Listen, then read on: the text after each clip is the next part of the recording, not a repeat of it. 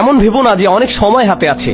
এমন লোকদের অন্তর্ভুক্ত হয়েও না বিচার দিবসে যাদেরকে বলা হবে তারা বাস্তুম, ভেবেছিলে তোমাদের হাতে অনেক সময় যে দেরি করলেও হবে, তাই না?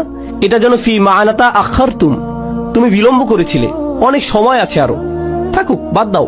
এই ধরনের কথাবার্তা, এমন ধরনের লোক হবে না। আল্লাহ বলছেন শুরু করে দাও মিন কবলি। এই মিনকে বলে মিনাত তাজিল, শাস্তি আসার ঠিক আগে আগে।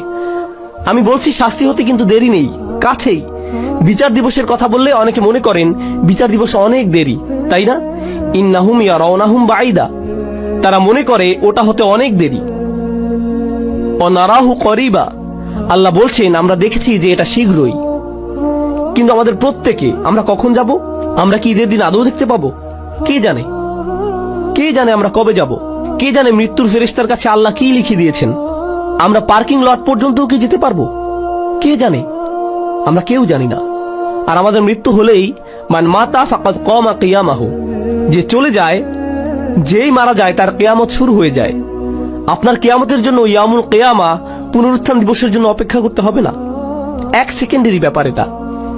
আর ফেরেশতা যখন চলে আসবেন তিনি বলবেন না, ও সরি আপনার 5টা একটা মিটিং আছে না, তাহলে পরে আসছি। এমনটা কিন্তু হবে না। যখন যাবার সময় চলে আসবে, যেতেই হবে।